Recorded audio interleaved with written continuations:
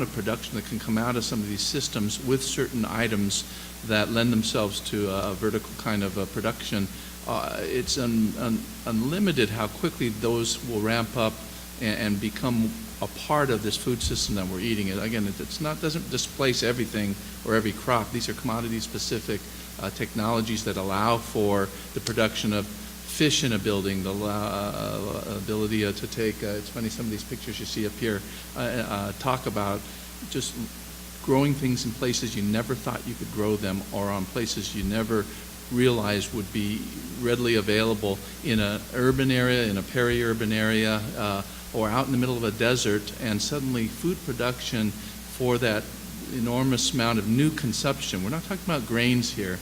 We're talking about fruits and vegetables. If everybody eats their 10 servings of fruits and vegetables a day, we can't even fill that gap right now. But if a world, whether it's Africa, whether it's India, whether it's Indonesia, when the whole world is starting to eat fruits, vegetables, nuts at volumes that approach what we have here in the United States, those numbers, you do the math, need a whole new dynamic in terms of how you produce them, how you're going to get them harvested and produced, the job opportunities for those. And as productivity, and this is what we're talking about today, increases to the so much so per square foot or per cubic foot, that opens the door, I believe what I'm hearing, for some really great increases in wages, because it's a different kind of ag, and it's not to displace all ag. Some eggs you still need to have it dig a large sugar beet out of the ground with a machine, but it's in the ground. It's hard to put it up on the top of a building or something, you know what I mean?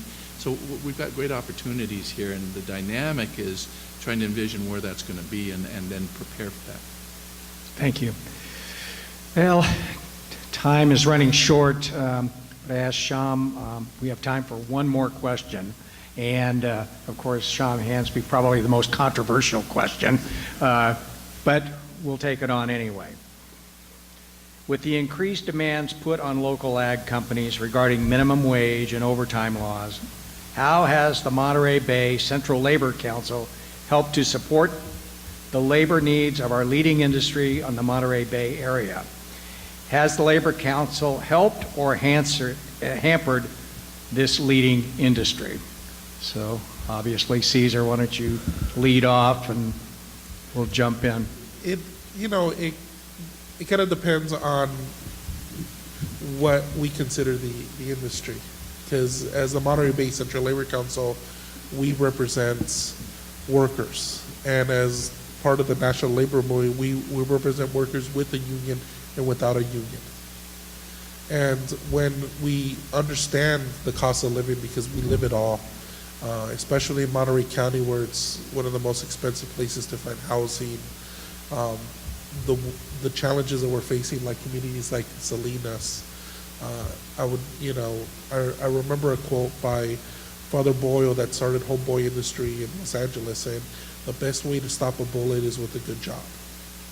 And as we understand that we put strains on the industry when we talk about changing the way you look at overtime to be similar to all other workers in California, or that you want to raise the minimum wage. So, and I always have to remember what a comedian said.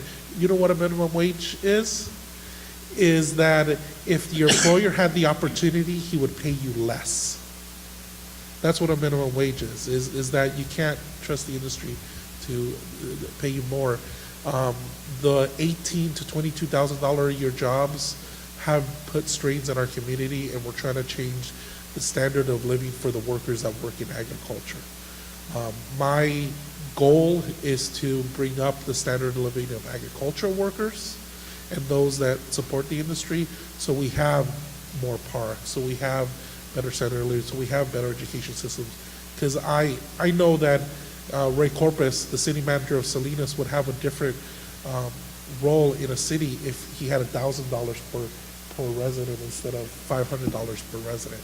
So I might not be, well, I am on Jim's Christmas list, but if I might not be on the Christmas list of many others in agriculture, but I think our job is to make sure that the workers in agriculture, that's who I consider the industry, because that's at the end who the masses are in this community, not the limited amount of owners.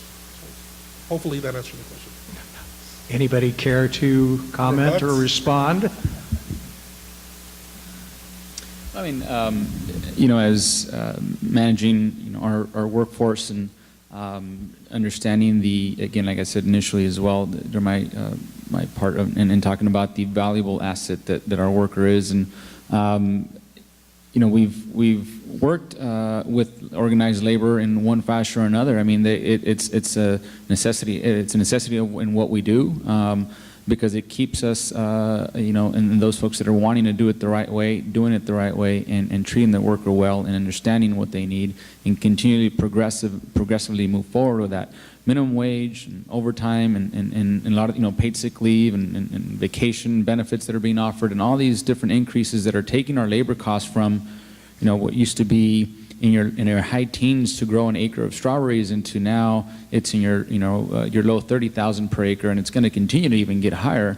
It's just finding that balance with that worker, working within certainly the system that we have today. As the consumer at one point has got to continue to pay up to have the grower and the farmer be able to afford all these additional benefits that the employees are needing to get. So.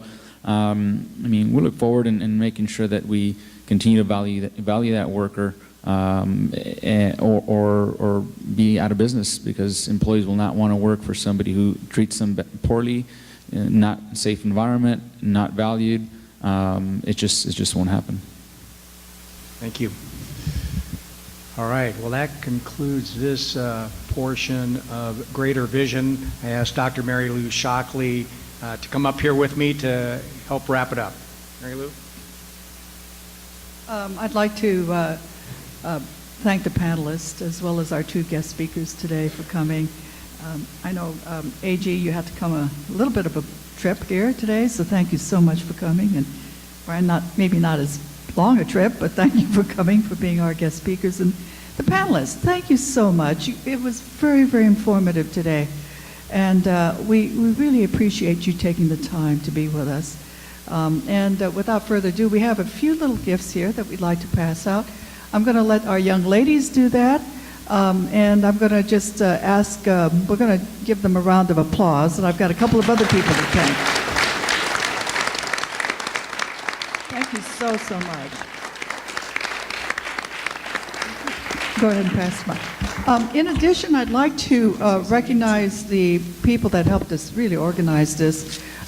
We have so many students here that were helping us, we should give them a round of applause as well.